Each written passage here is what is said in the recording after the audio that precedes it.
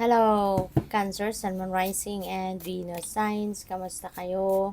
Sana po ay nasa mabuti kayong kalagayan. Welcome back po sa Star Tarot.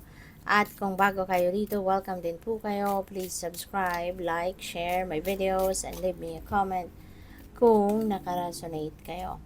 So, first card ni Cancer, we have Haystack. Okay? So, there is karma. You will reap what you have sown. Ayan. So, karma time ito para kay Cancer. Alright? Maaaring, depende yan sa kung anong klaseng energy ang pinut out ninyo in the universe in the past. So, your next message is feeling tied down or frustrated. Ayan. So, siguro dito parang I can feel a restriction, no, for some of you, Cancer. Pwedeng yung restriction na to is parang a situation, no? Yung nag-hold back sa inyo. Diba? Not necessarily tao, yung kunyari nagbabawal sa'yo. Parang hindi. Parang napipick up ko dito. This is a situation. Maybe meron kang gustong gawin, but you can't make it happen. You can't take action towards that kasi dahil sa isang sitwasyon. Isang sitwasyon, yun na yung parang nagiging sagabal sa'yo, yung ganon. Kaya, maybe you are going to be feeling frustrated about that, or pwedeng frustration about you, sa sarili mo, sa effort mo, na baka it's not enough, diba? Pwedeng ganon. So, but the change is happening. Now, merong pagbabago na mangyayari. And this change is for the better. Diba? Yung pagbabagong ito para sa mas ikakaganda, ikakabuti ng iyong sitwasyon. So, depende ito sa inyong sitwasyon. No? Kayo lang tanging makakaalam dyan kung anong bagay, anong sitwasyon ang magkakaroon ng pagbabago rito. So, what else? We have dagger, fear, worries, tense situations. So, this could be related to this. O ano man itong sitwasyon na to, na nagpe-prevent sa'yo from doing whatever you want to do or to take action towards kung ano man ang gusto, ang pinaplano mong gawin, So, pwedeng yun ang nagpapa-frustrate sa'yo. So, pwede rin, na yun din ang nagkakos ng tension, within you, yung sitwasyon na yan, diba? Kaya, maaring halo-halo na ngayon ang nararamdaman ninyo. Nai-stress na kayo. So, pwedeng natatamay takot, may pag-aalala, natetensyon, diba? So, halo-halo na because siguro dahil dyan, diba, maaring gustong-gusto ninyong umalis, hindi kayo makaalis. Parang ganun. So, what else? You have younger woman. No? And this could be related, to younger woman. Maaring isang sitwasyon, younger woman, yung ikinakatakot mo, ikinaka-worry mo. Diba? So, si younger woman, it could be anyone sa buhay mo. Pwedeng anak mo to, pamangkin mo to, kapatid mo to. So, depende sa inyong sitwasyon, but you are also going to deal with a younger woman around this time. So, we have nest, an emotionally secure, loving family is important to you. Kaya naman, diba, lahat ng ginagawa mo, talagang that is for the highest good, of your family.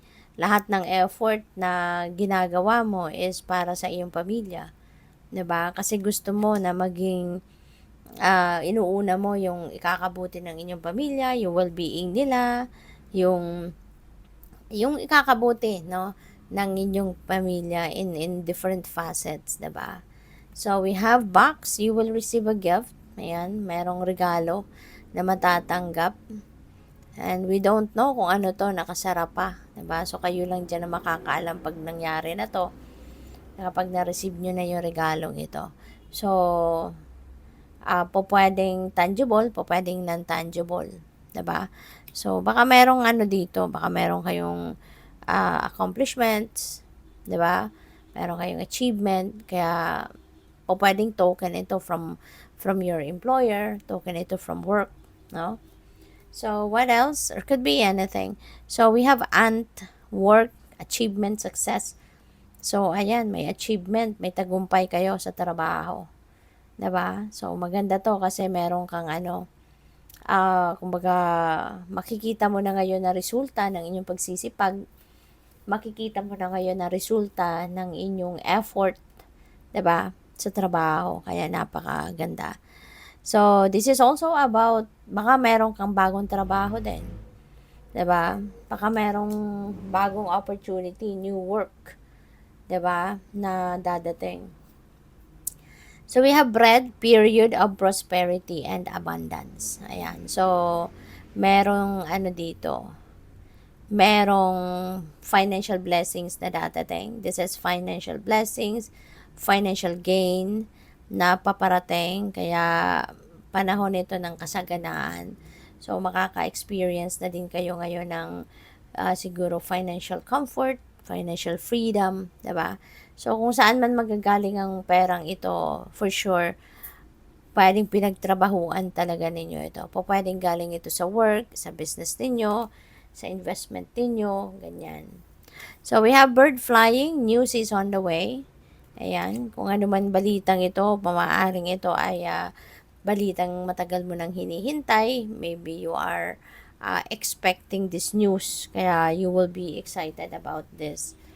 We have dark woman dealings, a relationship with a woman with dark complexion or hair. So, you will be dealing with someone dito na medyo dark ang natural skin color niya or yung buhok niya, originally dark, diba? So, ito yung taong ito. And this could be anyone, no? This could be, narinig ko client, no? So, siguro kliyente ninyo ito sa inyong negosyo. 'Di ba? Yung dark woman na to, and this person will have a great impact siguro sa buhay mo around this time. So, we have, sige, dalawa siya. Lobster, we have financial pinch.